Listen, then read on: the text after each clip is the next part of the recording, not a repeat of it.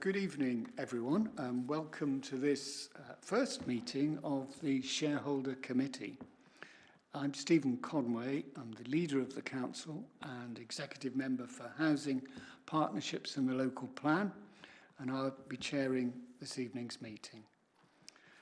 Just a few housekeeping points before we begin. There are no fire drills planned this evening, so if the fire alarm does sound, I think it is very wise for you to leave the building, and you can go out via the nearest exit and gather at muster point 2, which is in the car park at the rear of the building.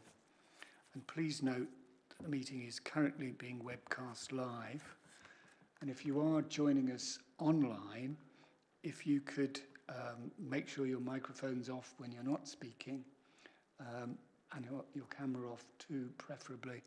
And then we hope that we won't have any connectivity problems.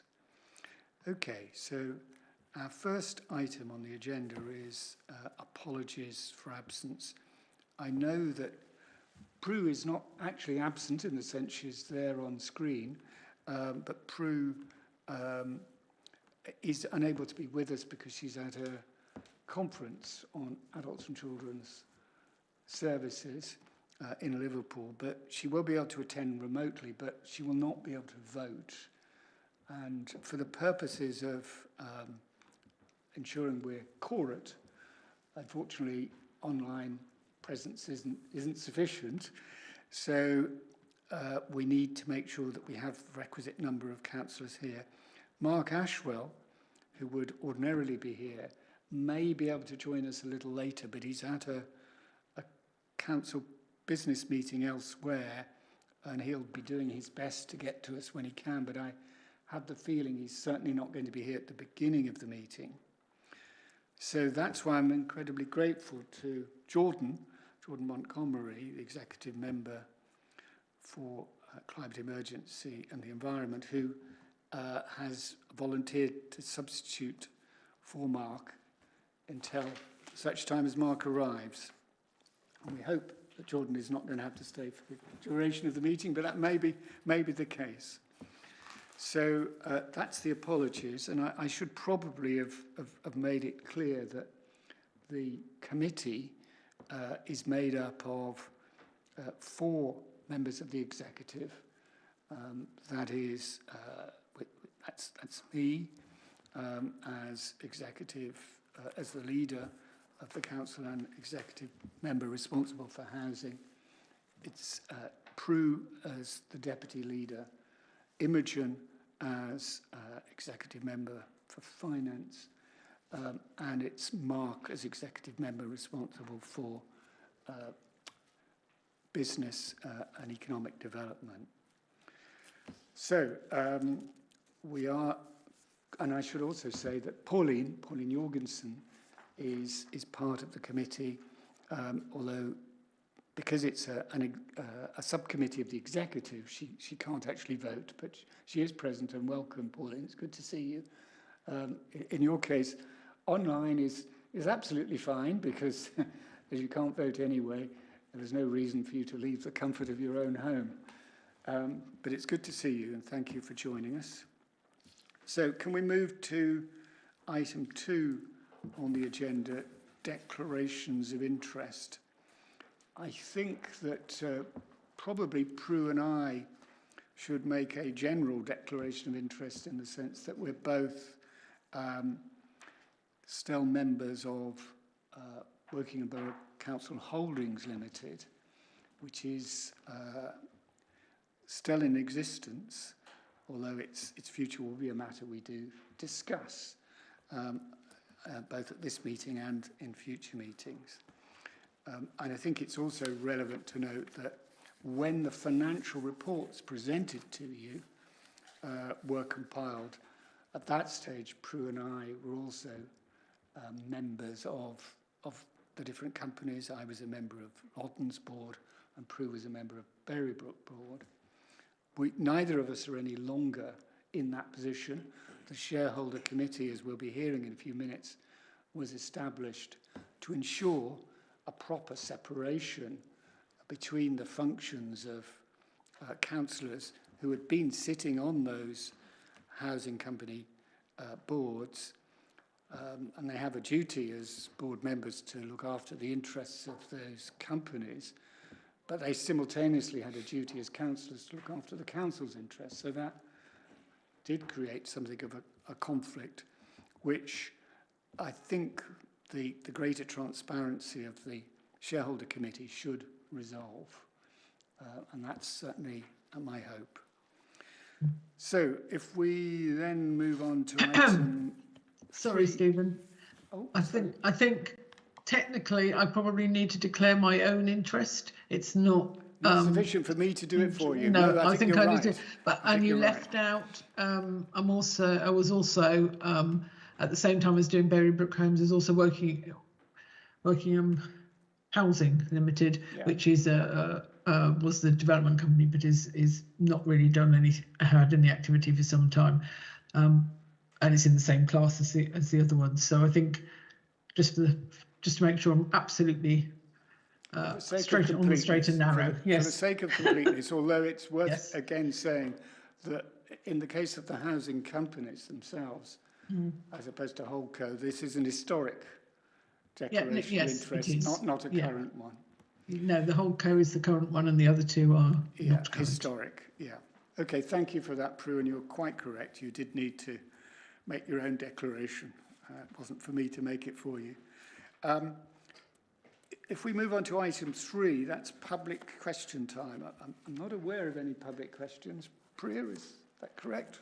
Yeah. I think it is. And likewise, councillor questions. We have none of those either. So that means we can move straight on to item 5, which is the first of our matters for consideration. And this is really the shareholder committee. It's the overview of how we got to the establishment of this committee and its terms of reference. And I'm going to ask Andrew if he can say a few words on this. It's largely a self-explanatory item.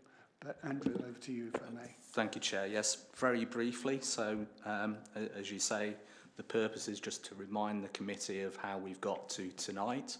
Obviously, tonight is the first meeting of the committee, so it seems appropriate just to lay out the terms of reference and the provenance of how we've got there. The recommendation is just to note the overview and the purpose of the new subcommittee.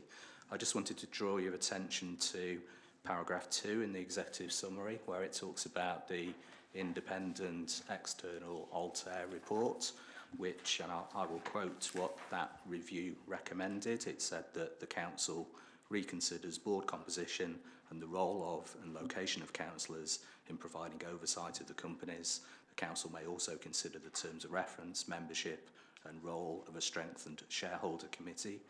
I'd also want to draw your attention to paragraph 3, which it is best practice in terms of local authority trading company guidelines that the most effective form of governance and control is through a shareholder committee. So it's good that we've got to this evening. Just in terms of reminding you of the decision making. So executive back in March agreed to set this committee up, and the constitutional changes, including the terms of reference that brought about, were agreed by full council in March. So it's been through that process to get us to this evening. The terms of reference themselves, which are now in the Constitution, are on page 19 of your pack. I won't go through those in detail, but hopefully those are self-explanatory. And I think, Chair, you've already explained the composition and the role of the individual councillors on the committee. Thank you. Thank you very much, Andrew. Yes, I think it is important to recognise that both executive and council have made decisions that we're not in any position to change, even if we were to wish to do so. So it is our role really to note the overview and purpose of this subcommittee of the executive. Are there any comments anyone wishes to make in relation to this? I think this is a scene-setting item more than anything else, so that everyone understands how we got here and what we're trying to achieve. Okay, thank you very much. Thank you, Andrew. If we can move then on to the next item on our agenda, which is the strategic housing position.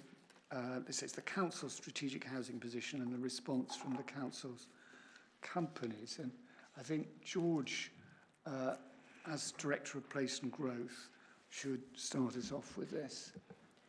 Thank you, Chair. So yeah, as you said, the paper sets out the strategic housing position and also the response from the companies as well. Just as a broad summary, the local authority has a responsibility in terms of addressing the housing needs of all residents in the community. There is a number of ways that that's done, but essentially the paper today is focused on the key issue between the council and its relationship with the company and how it is a commissioner to the company. There are two key areas that are set out in the report in terms of how that's done. The first is in partnership and with the overall aim of increasing affordable housing for residents. And the second is focused on the delivery of other options that present value for money and support other services, including critical areas around adults and children's accommodation, but also temporary accommodation as well.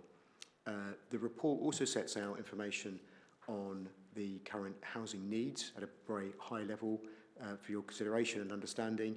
And as I said, there's a response from the company as well set out in the report. Chair.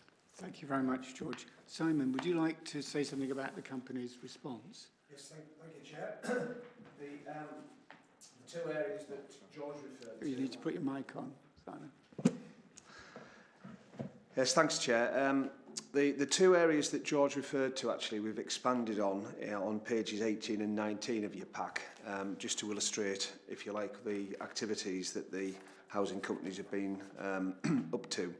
And in particular, just earlier this year, we've been involved in acquiring some shared ownership properties up at Matthews Green development.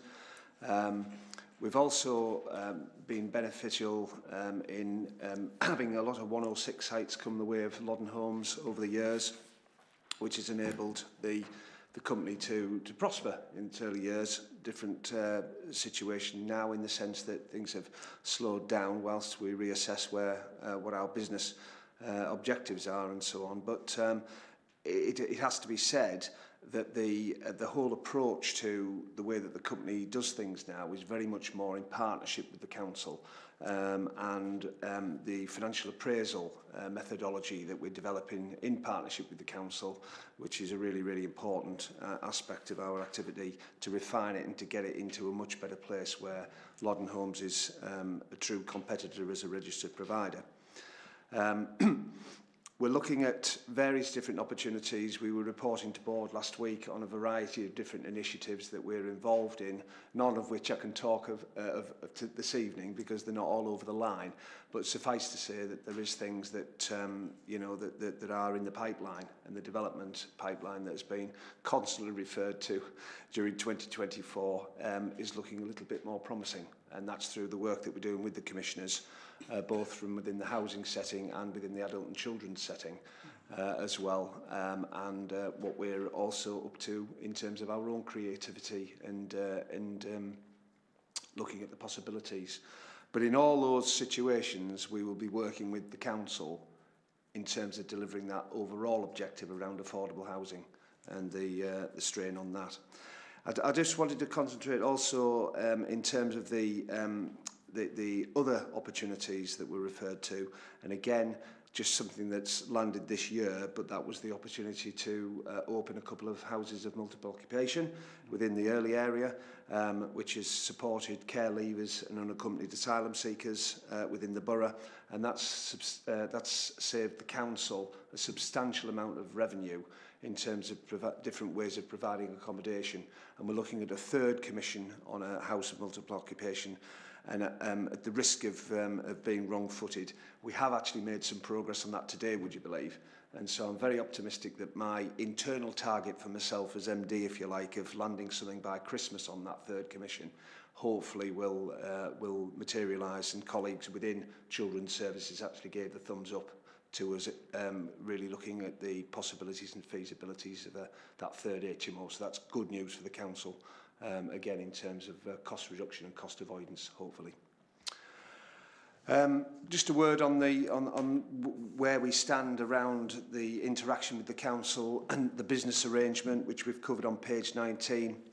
And again, the companies do provide, if you like, an offset to the council's costs. We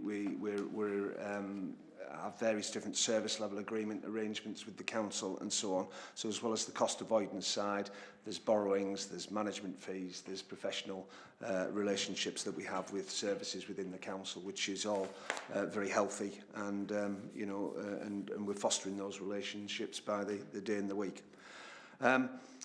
I don't really have anything else to say on that, Chair, really, than I just feel that, it's generally in a very positive light at the moment, and if we get the pipeline really moving in the next 12 months or so, and we can develop that 5-year horizon as we want to do, then we should be, in a much better position going forward. Thank you. Thank you very much, Simon, and thank you, George, for the introduction. I just wanted to say a little bit myself on these two key objectives, really working in partnership and providing the council with, in particular, with specialist housing that it requires to be able to help the needs of different areas in the council, particularly adults and children's. On the first point about the partnership, I think the key word here is complementary. We really do want to make sure that we as a shareholder committee are considering how the housing companies can contribute towards the council's overall objectives in the delivery of housing. And I think we need to be mindful that obviously the council does have its own stock in the housing revenue account, and we want to try and find ways of enabling the companies to, as you put it very well, Simon, compete more effectively with other registered providers and give us the advantages that the HRA doesn't possess in terms of access to funding streams and in particular protection against right to buy. We want to be able to maximise the way in which we can help the companies make a good contribution and compete effectively with other RPs. But we want to do so in a way that doesn't inadvertently disadvantage the HRA, because the long-term viability of the HRA also depends on it having more properties entering its portfolio, because very obviously the challenge for the HRA is it's funded, as I'm sure everyone here is aware, out of the income from the rental on the properties, and its outgoings are largely the maintenance and repair of those very same buildings that the tenants are living in. Some of the money is used also to service borrowing on the HRA, but essentially it's a simple sum of what comes in goes out in maintenance and repair. Obviously, the older your housing stock gets, the more your liability for maintenance repair increases, but your revenue isn't necessarily keeping pace. So if you can add new properties to the HRA, that's a good thing. So we want to be trying to create conditions and think about, I think, our overall role in this shareholder committee of thinking about the council's big picture housing ambitions. So we want to increase the pipeline of new developments through the companies, and we want to grow the size of the HRA. We want to do both of those things, so we need to do them in a complementary way. And I think that's probably is a good point for me to look at what we say on page 18 about how Loddon Homes in particular may move forward. And I think there are real opportunities for Section 106, and I'm hoping we can really put some focus on that. I'm a little more hesitant about using some of the council's own land for the reasons I've just said. the HRA doesn't have the opportunity really to bid for Section 106 in the same way as the companies do. So the growth of the HRA is going to depend on what land we either have as a council now or might, by some powers we're given, be able to acquire in the future. So I think we have to think carefully around that part of your report there, Simon, about how we ensure that complementarity is achieving what we want it to achieve for both the HRA and the companies. The second point is really to really thank you and your colleagues, your board colleagues, for the work you've done in helping us with this specialist accommodation. That is fantastic work that, as you quite rightly said, will make a real contribution to the council. It obviously is helping groups with very specialist housing needs, which is in itself wonderful, but it's also in financial terms incredibly helpful to the council. So a big thank you for the work that you and your colleagues have done on that. It really is a valuable contribution, and I'm hoping that the companies will be able to do more of that. They obviously need to do some more bread and butter housing schemes as well, and I think as long as we can try and establish a broad differentiation between the functions of the HRA and the companies, we will be able to, I think, make excellent progress. Mark has arrived, so that means Jordan is free to come up to the table, Mark. Kept it warm for you. Yes, thank you very much, Jordan. Greatly appreciated your stepping in. Absolutely no problem. Thank you. Right, so Mark, we are on item 6, which is really the strategic housing position and the response from the companies. We heard an introduction from George. Simon's just given us the response of the companies and updated us on where we are. And I was just emphasising the importance of the 2 points in the executive summary, acting in partnership in a complementary way that helps ensure the HRA can grow as well as the companies. And also I was just thanking, as you arrived, I was just thanking Simon and his fellow board members for their help with the specialist accommodation for adults and children, which has been enormously valuable. So you haven't missed a great deal. Okay, sorry I'm late. No, that's quite understandable. You're on council business. Thank you, Jordan. Right. Are there any other comments anyone wishes to make at this point? Imogen. I have my hand up, Stephen. Oh, I'm sorry. Yes, you come in first, Prue. Yeah. No, let Imogen go first. Imogen can go first. Prue, I had my hand up as well before you. All right. Okay. Well, let Pauline go first then. Pauline? Yep. Yeah, my question was about the 106 housing. It's really for the board. How many sites have there been? What proportion have you bid for, and what proportion of those bids have been successful? In the report, we've actually made offers on 22. Out of how many? Voice isn't carrying, is it? No, apologies. We've actually made offers on 22 sites, Pauline, over the last year. Out of how many? They're the ones that came across our radar, so they're the ones that we bid on. So that's all you know of, is that right? That's all. That's all we.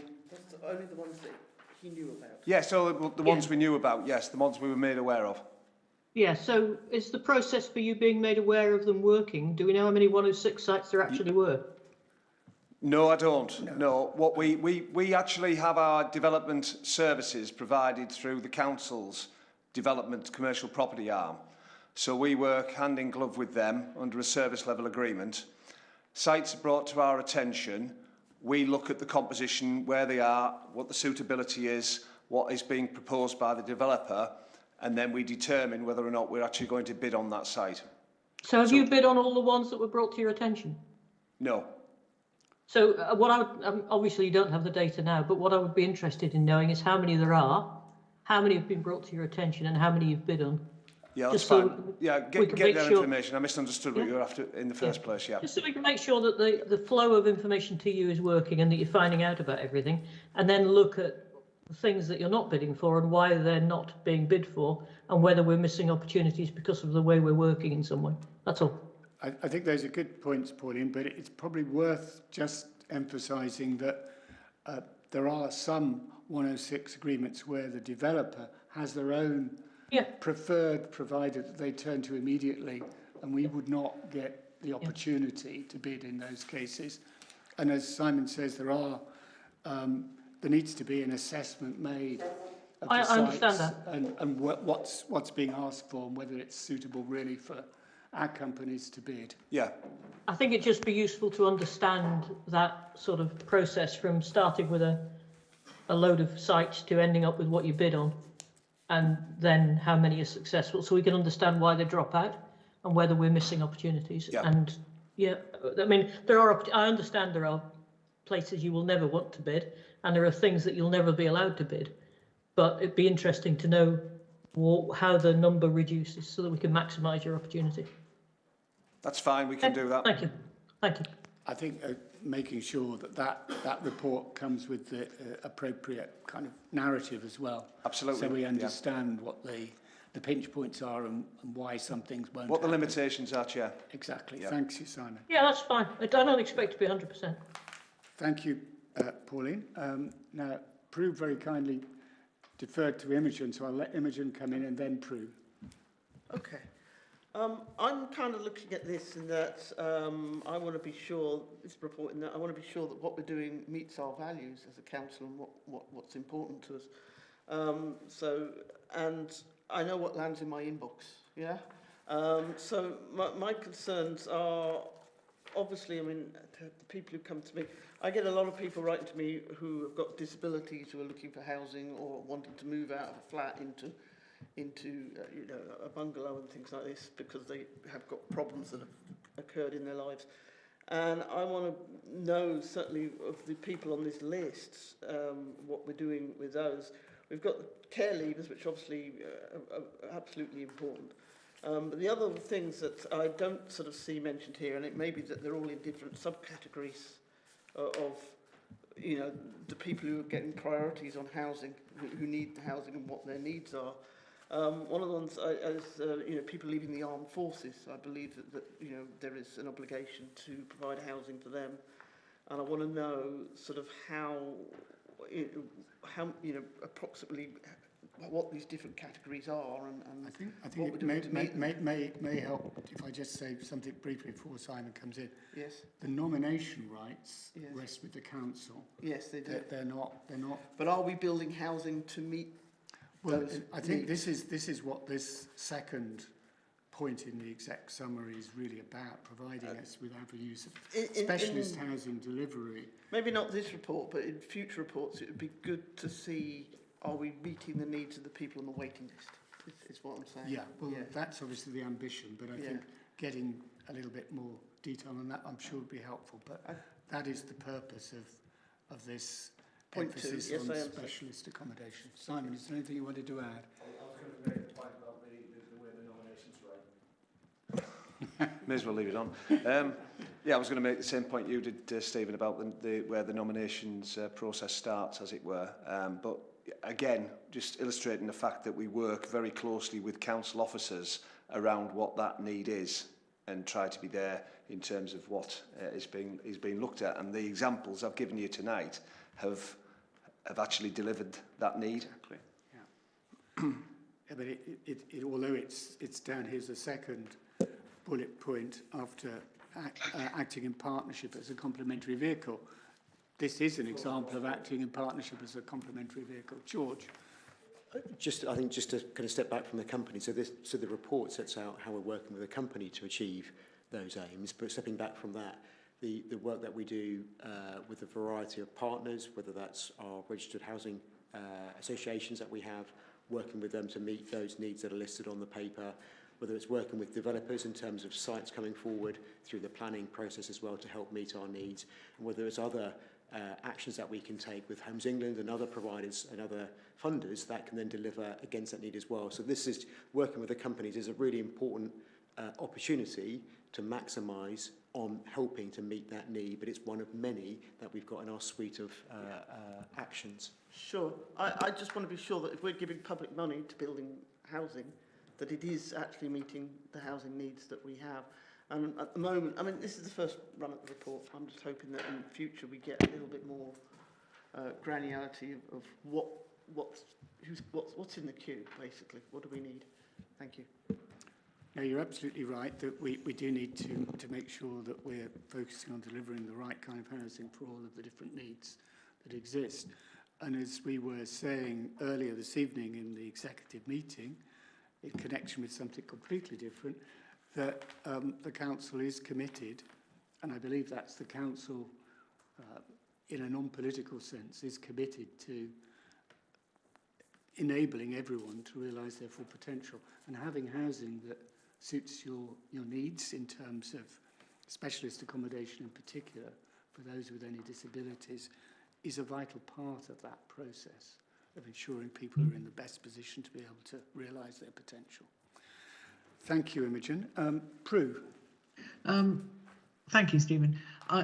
The one thing that you didn't say when you said wonderful that we're doing this supporting housing for adults and children and so on is the temporary accommodation aspect of it. And being here at the conference, it's quite clear that a large number of councils are really, really struggling with the cost of temporary accommodation, partly due to the sort of shortage of social and affordable housing. And we will be struggling a huge amount more if we didn't have the housing companies. So I'm really grateful they're also stepping into that space because it could cripple us altogether. We have an obligation to people with a local connection to house, and we have to put them, some of them in emergency accommodation, some of them in temporary accommodation, and so that and without this we would be struggling on that front as well. So I'm pleased to see that. Thank you, Prue. You're absolutely right. Thank you for reminding me that I should have said something about temporary accommodation too. Temporary accommodation is part of this pipeline that we're talking about in a way. If we haven't got enough social housing generally, general use and specialist accommodation, then we have a problem where people end up either in temporary accommodation. If we haven't got enough of that, they end up in emergency accommodation. And emergency accommodation is incredibly destabilising for the people it affects. It's very disruptive. It's disruptive for families.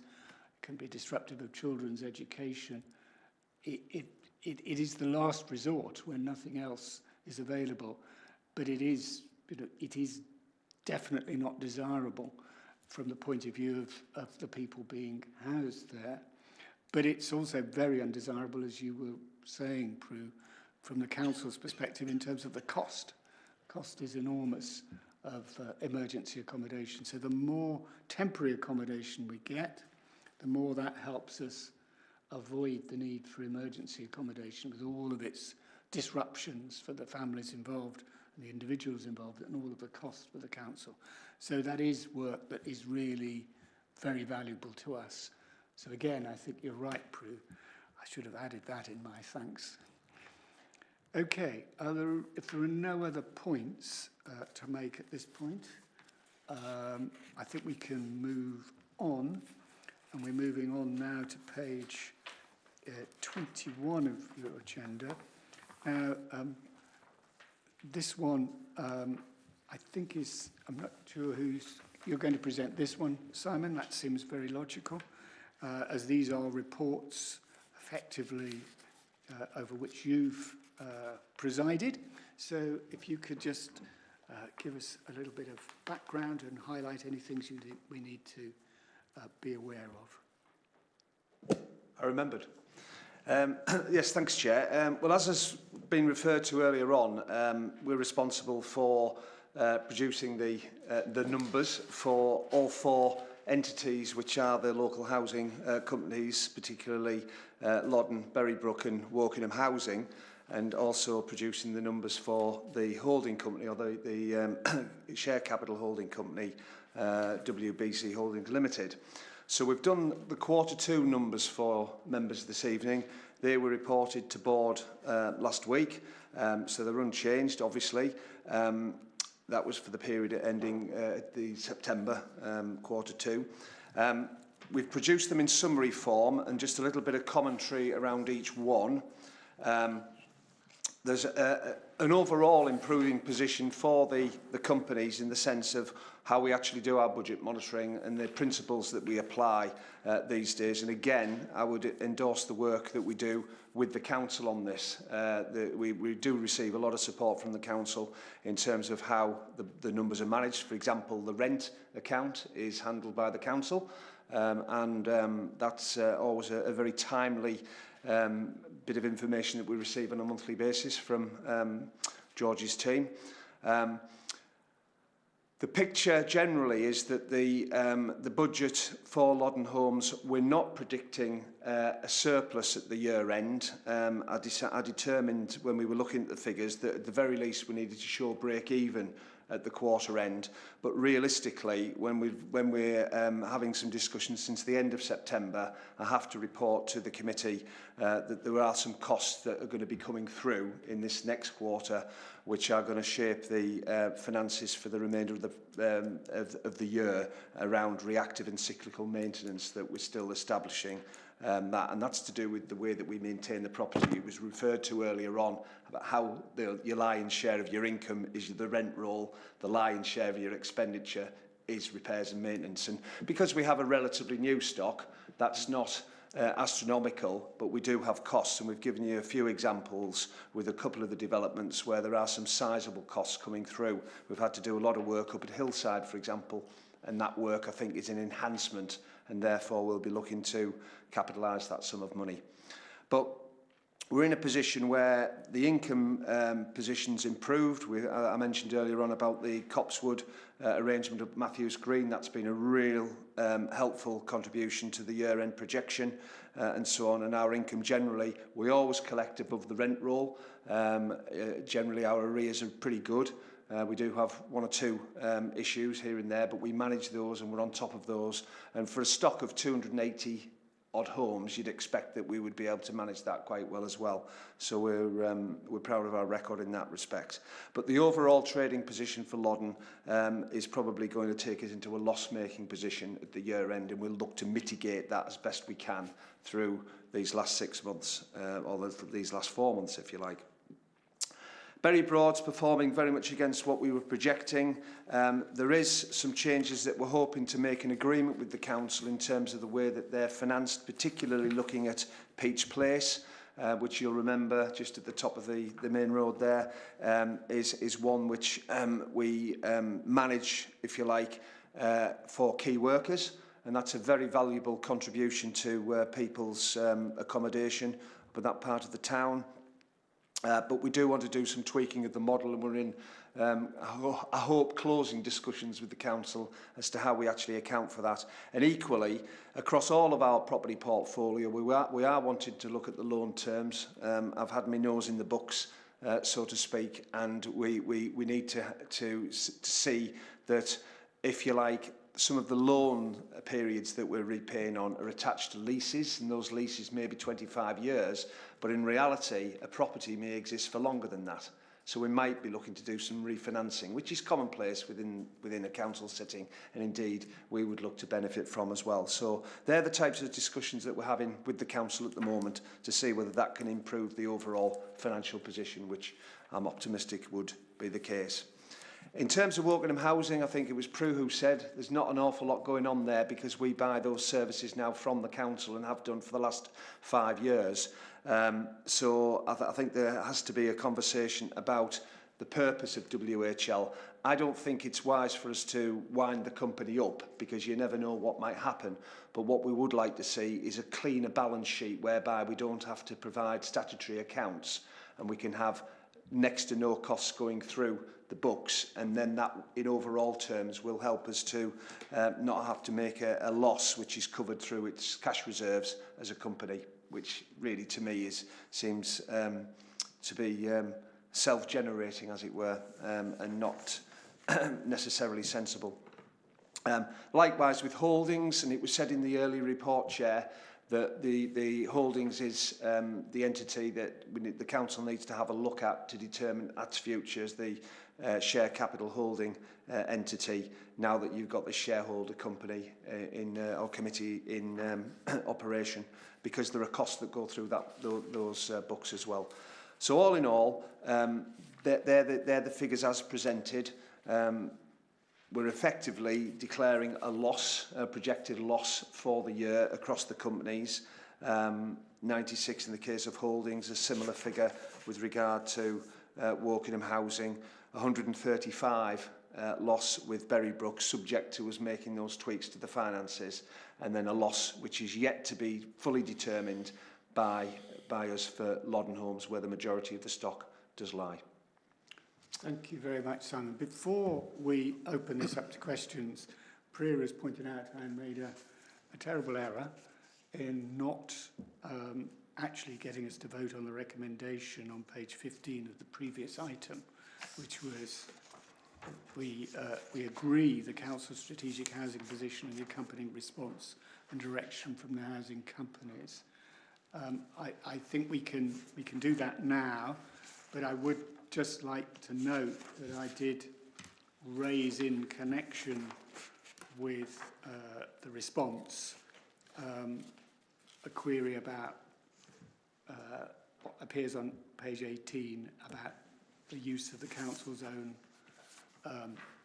land and properties. We just need to just note that we want to ensure the complementarity of the companies with the HRA. That's a really important point, I think. But subject to that minor tweak, is everybody happy with the recommendation, that we support the recommendation on page 15? Yeah? Indeed, we've done it. Thank you very much. Okay, so we resume on item 7. Thank you very much for your comments, Simon. Are there any questions or comments anyone wishes to make at this point? I've got my hand up, Stephen. Okay, I'm just going to bring in Mark first, and then you, Pauline. Mark. Yeah, thank you very much, Simon, for that.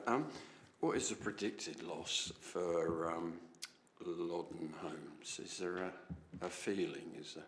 I don't, to be honest with you, Mark. No. No. Okay. At this stage. Not this stage. No. All right. Thank you. Yeah. Pauline. Thank you very much. The interesting thing about these companies is where the actual cost money is going.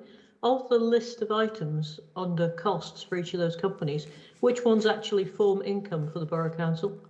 I know that interest in the operational loan will do, although you have to take up the PWLB amount, and therefore it's only that's not whole profit. Which other items are being paid direct to the council?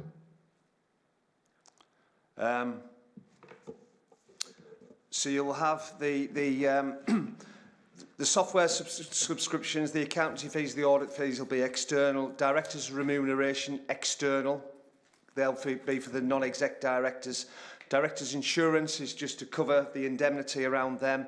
So you'll have the management fees for holdings, the professional fees and the interest on the operational loans. And with regard to, so that would be on Wokingham Housing, for example, Pauline. Yeah, the ones there that I've listed.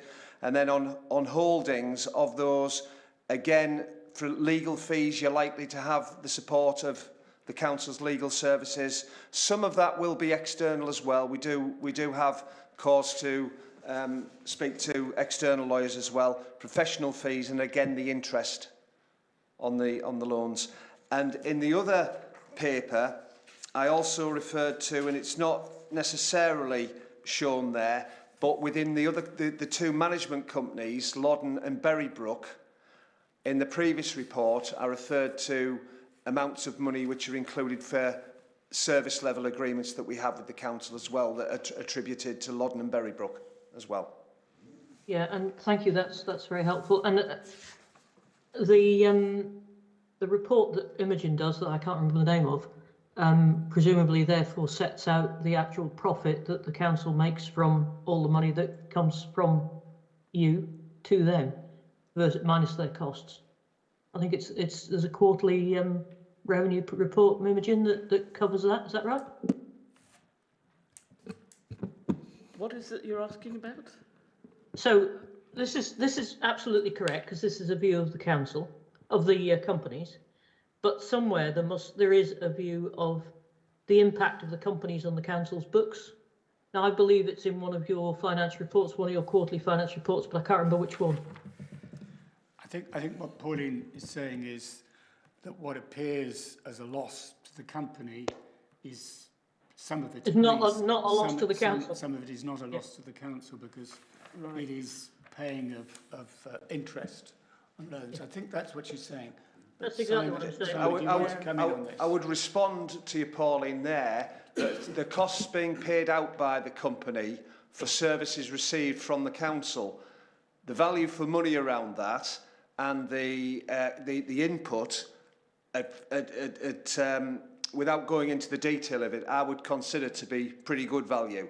And all that is doing is offsetting costs that the council are incurring, providing services for the company. So I'm not sure that it could be regarded as profit for the council.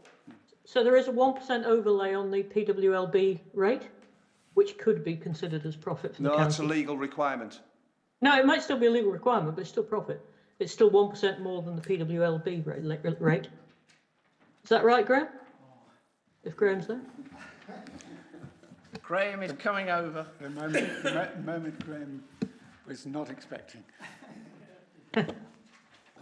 Yeah, just to refer to the specific documents that the impact of these costs, credits, what have you, will feature in. There's the Treasury Management Report, the mid-year report, and the year-end report. When a part of our lending will be lending to the housing company, and obviously we have to put a markup on top of the rate of PWLB, which of course will look favourable in some of our treasury management calculations in terms of the premium, let's say, that we have to put on. The other report that all this will feature in will be our revenue monitoring report. So the benefit to the council will be the interest on balances, the very same figure that I talked about in treasury management. But there'll also be the fact that we can charge our internal costs, for example, legal, to the companies, and if that business went away, chances are we wouldn't be able to step down exactly to the extent, to the level that we're charging. So we would have a diseconomies of scale that would impact on the council. The other beneficial way that the council will receive an impact from the companies is, as Simon talked about, if they provide housing that reduces the burden of costs on our statutory services, then although there may well be a contribution from the council to make the deal work, there'll be a net positive impact for both the company and for the service department, and the benefit of that will be felt through demand management effective practices that will reveal itself in the revenue monitoring. I'm not sure if it's appropriate to show it in this paperwork, because this paperwork is all about the companies, not about the council. But it might give a better view of why the companies are there if you have a bit more reflection on that, because I think it only shows them as loss making. It doesn't show the other benefits particularly well, I think. It's financial benefits, that is. Yeah, I take your point in, but it is important, I think, to remember something that Simon says. Some of these seeming gains to the council are actually paying for costs that the council's incurred in actually working with the companies. So it's not a gain. I understand. And other parts of this need to be understood as savings downstream, which we can't necessarily represent here and now. So Yeah, as I say, I'm not sure it's appropriate. There are less tangible benefits that the council will get from, for instance, the delivery of specialist housing that will be very valuable to the council downstream, but calculating how much that value is not always easy. Yeah, Okay. I just think they maybe not. It's maybe not doing the companies a complete service. Well, I think it is necessarily, of course, as you said at the beginning, we're seeing one side of the picture from the moment, and that's how this is going to be inevitably how it's presented. Okay. Offsetting costs. Yeah. We're offsetting costs, aren't we? Essentially what I said to Stephen, it's all about offsetting costs, because some people we will need to find housing for anyway, and it would be a cost to us. So using... I think it's a bit more than that, from what Graham That's in the described. simplest sense of the word, but yes. Okay, I think your point's well made, Pauline, and I think it's been understood. So are there any other questions or comments that anyone wishes to make? Yes, Imogen, you said? Yeah, right. Yeah, I mean, I'm sort of looking at the very book thing, is the company only retains 30% of the rental income. What level of rental income do you think you need? 100%. You need to switch it on. Without being flippant. That's still under discussion, to be honest with you, in terms of it's not all about the rental income. Yes, 30% is what we consider to be quite a low figure, but it's historical and there's a reason for that, which we're in discussions with the council about. But also there's a responsibility on Berrybrook to ensure that its costs are flattened as well. Absolutely. And dealt with. It's not all about trying to squeeze the council, who ultimately won't be squeezed, in respect of the rent roll in that respect. It's also how it works and what the deal is. And we believe that the overall way that Berrybrook and the council packaged the finances on Peach Place needs to be more reflective of how some of the other schemes that we have are, and that's the discussion that we're having with the council at the moment. Yeah, right. And so on. But I wouldn't be able to say, Imogen, precisely what we would need. It would be unrealistic to say 100%. Phoenix Avenue on here, and you've got Peach Place. Yeah. Obviously, I mean, the residents need to be treated equitably and fairly and what have you, but it's if the rental income that you're keeping is not enough to allow the business to wash its own face, then we've got a problem that we need to solve. And that's, yeah, I think this is the kind of point that really fits in with the overall point about complementarity, making sure that both sides of this relationship are working in a way that helps each other. Okay, if there are no other questions, let's move on to the next item, which is on page 27 of your agenda, and these are the draft statutory accounts for the local housing companies. Looking back, the accounts for 2023-24. Oh, I'm sorry, I've done the same again, haven't I? Yes, you have. Yeah, apologies. Yeah, I keep forgetting this kind of vulgar thing, voting. So I think we need to note Q2 financials. I think that's not too strenuous a task, noting things, is it? Okay, all in favour of noting? Thank you very much. Lovely. Now I feel I can properly carry on. So the draft statutory accounts, I think, Simon, this is over to you again. Yes, thank you, Chair. This would be an annual submission to the Shareholder Committee around about this time of year, I would imagine. We're obligated to provide statutory accounts for all of the companies, but particularly we have an obligation to submit to the regulator for Loddon Homes by the end of September. The other deadlines for the companies are a little bit more generous, which we did, and we provided that. So the position on the companies, and particularly Loddon, is as was the case at the end of September. The boards had seen these through the summer because we agreed them obviously prior to then, and the other accounts were available as well, but we're actually bringing them to you as the first opportunity for this shareholder committee to have a look at them. And again, there's a bit of commentary. We've tried to provide a summary of the group of companies, if you like, and that's on page 28, showing what the 23-24 position was. Again, not a great picture for the reasons which I've explained within the previous report. But if I can reassure the committee that I believe we're moving in the right direction, we know what we need to do. It's a question of resolving it. So it's if I was to quote a football analogy, it would be a score draw that we need on this, so that both the company and the council are not disadvantaged in anything we agree. And bearing in mind that it's the council's companies, then that's not going to happen, but it needs to make it work for both sets of organisations. What I would say generally is that again, during 23-24, we applied the principles that we're continuing to apply now with tighter budget monitoring, greater discussions with the council where we've got one or two alarm bells ringing. We're bringing to the council the issues that are exercising us as officers of the companies and so on, so that it's a very, very transparent picture.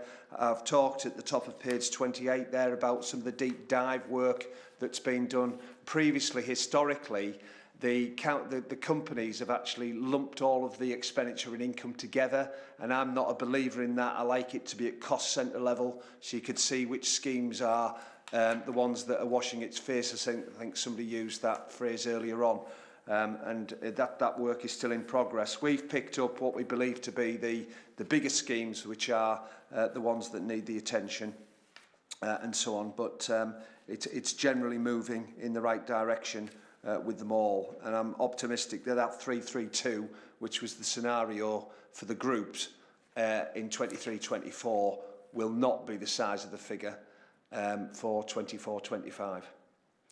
I just wanted to say one brief thing, if I may, before Graham comes in. I think you alluded to the kind of historic situation with the accounts, that lots of things had been done in ways that were not optimal. And I think it is very important that we note the hard work of Kajal Patel, who has done a lot to ensure that we've got a much more accurate picture, I think, of the position of the companies than we've ever had in the past. So I think she deserves some recognition for that, because what we see here in these accounts represents a phenomenal amount of construction work, really, from fairly unpromising materials at one stage. So I think we should pass on thanks to Kajal through you, Simon, for that. Graham. First of all, on that point, you're absolutely right, Stephen. It's really important when we set companies up that they don't become too independent. They embrace their independence but stay suitably connected to the council, and that was a good example where it became very independent and we lost track of the thread centrally, and we're doing an awful lot of work, and as you said, Kajal's a key part of that, and we will be revealing further, let's say, simplification and correction of historical transactions as we go forward. We're not fully there yet, but we have made great strides. The one point I was going to point out, though, was following Simon's, and if he mentioned it, then I don't apologise for duplication. But on the third paragraph of the executive summary, Simon's absolutely right in saying that its run rate is a loss at the moment, and we need to address that. The company needs to address it through both reducing costs and increasing pipeline equals income stream. But it is important not to lose sight of the fact that the value of the assets held between both companies is worth £55 million, whereas its liabilities in respect to loans outstanding is £22 million. So hopefully that will give both this committee and the public assurances that it's not been a mismanaged company. In fact, in that broader context, it's doing pretty well. That's a very important point. Thank you, Graham. Are there any questions or comments? Imogen? I'm still sort of looking at these 4 companies and thinking, is there anything to be saved in consolidating any of them? Sorry. I think there's some language which has been used in the report.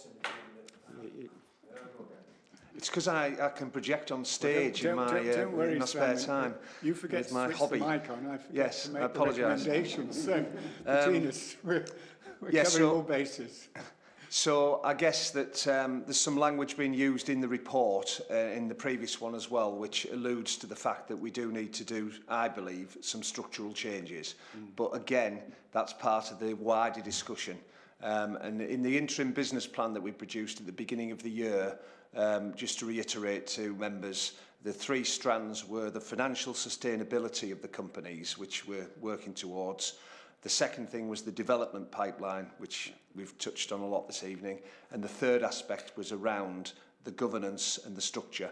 The governance, we've seen it transform with the creation of the shareholder committee, and the structural issues I believe we need to look at, you know, where we have the holding company, we have Wokingham Housing. And if we can tidy those things up, then Loddon and Berrybrook will be in a much better position to concentrate on the management and the maintenance, and, you know, taking on the additional, hopefully the additional property portfolio as well. Yeah. I think the important, just to add to what Simon said, I think the important thing is the 2 stockholding companies, which is essentially Loddon and Berrybrook, they are complementary. They work, yes. They do somewhat different things. They are differently structured, so they maximise your chances of being able to deliver.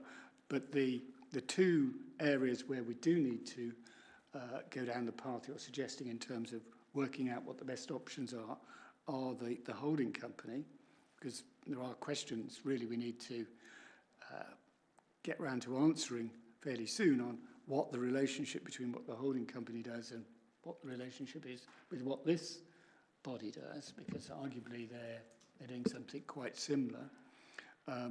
We need to bottom that out.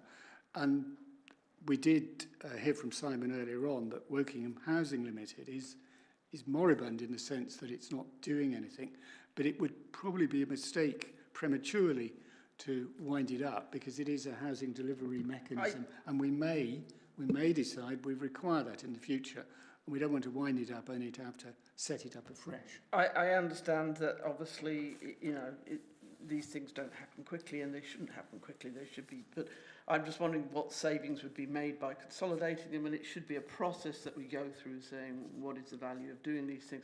Because if we got, certainly Berrybrook and Loddon Homes are doing subtly different things, it would make sense to, it's the other 2 that we're looking at. Yeah. It would make sense to look at those 2 and say, you know, do we consolidate them into one, or do, you know, what are they doing that is subtly different? Are you just saying that all they are is holding assets at the moment, from what I can tell?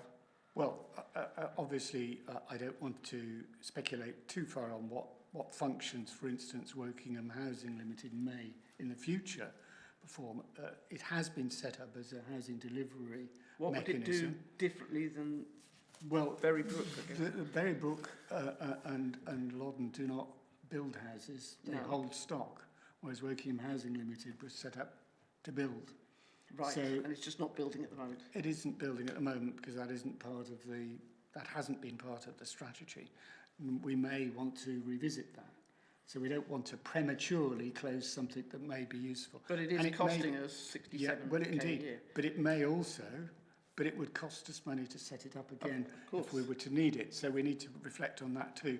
And we also need to reflect on whether we might need a vehicle for things we don't currently do.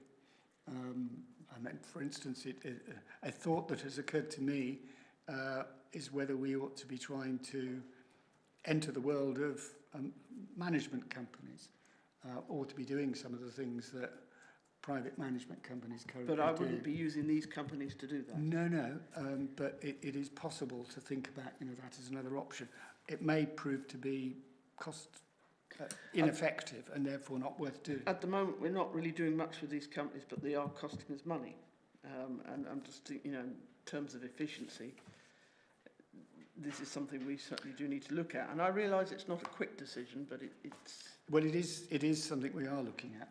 I think we can be assured of that. That's where we need to go. That's certainly the companies are looking at it, but we as a shareholder committee need to be on that as well. So thank you for that, Imogen. Any other comments on the draft statutory accounts? This is obviously a kind of historic record, but it is important, I think, for us to note that. And I hope the comments... I've got my hand up too. Oh, I'm sorry. I can't see. Right. My problem is I can't always see No, your hand. I know. Yeah, but go ahead, Pauline. Firstly, I very much welcome the intent to provide data and performance statistics at individual project level rather than at aggregate. That's something we used to do when I was on the board of the housing company that I was on. It's very important to assess each of the individual investments separately, and I completely support that. A couple of questions. You've got a very large reduction in the revenue on Loddon Homes. Could somebody explain why that is? Simon? I'll prompt you to put your microphone on this time first. I'm just looking for the profit and loss page, It's Pauline. the revenue, page 46. Page 46, thank you very much. So it's gone from 2.58 million to 1.702 million. I'm just wondering what caused that. Well, that's note 6, so I shall go to the notes at the back. I'm sorry, of the accounts. I couldn't find the notes, was my problem. Yeah, note 6. That's on page 50. Let me just have a look just a sec. Yeah, page 61. Yeah. What's And then the it answer? immediately turns you to note 7. So why is that? Do you know why? Yes, I think it was linked to shared ownership sales, Pauline. If you look at page 62, Yeah. you've got quite a healthy return in 22-23 on first tranche shared ownership sales of 832,000. That drops to 360 because that was the initial tranche of us taking on those shared ownerships. I don't know where they were. We could provide details of that, but it was the drop in the shared ownership revenue. Okay, that makes perfect sense. Thank you. And the other question was about the asset value reduction. Is that just simply depreciation? Yes, that's technical accounting. Yeah. Okay. Thank you. Thank you, Pauline. Any other questions on the... I just wanted to Draft clarify one accounts. thing with Pauline that she said. Absolutely on investments, it would be the scheme and the viability of that scheme. I'm talking about the individual schemes and developments that Loddon and Berrybrook manage, which we want at cost centre level, because previously they had been managed collectively. Yeah. And that's why this information has emerged in the Berrybrook world on Phoenix Avenue and on Peach Place. Okay, I was on the board of the one that built the houses. Yeah. So therefore, I was more interested in how much it was going to cost to build and what the income was. Of course, And, yeah. Yeah, okay, I get you now. Thank you. Okay. Thanks. That's Thanks. fine. Those are useful clarifications. Okay, any more questions? I don't see any more. Prue, I don't think there's a hand up. No. Okay. Now, I'm going to try my best not to forget to do the recommendation this time. The recommendation is that we note the financial position of the local housing companies for the year ending 2023-24. Can I ask all of you to indicate that you're happy to note?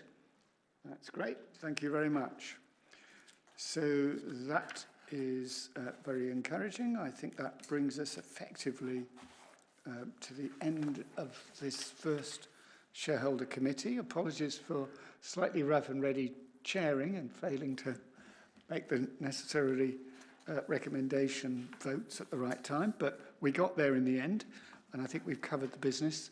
There's been some good questions and some good discussion, I hope, which I hope underlines the point about how our ambition is that we find ways to help the companies deliver on the council's objectives, and we work to ensure complementarity with the HRA, which I think is really important, so that we ensure that all parts of our housing function are working together effectively.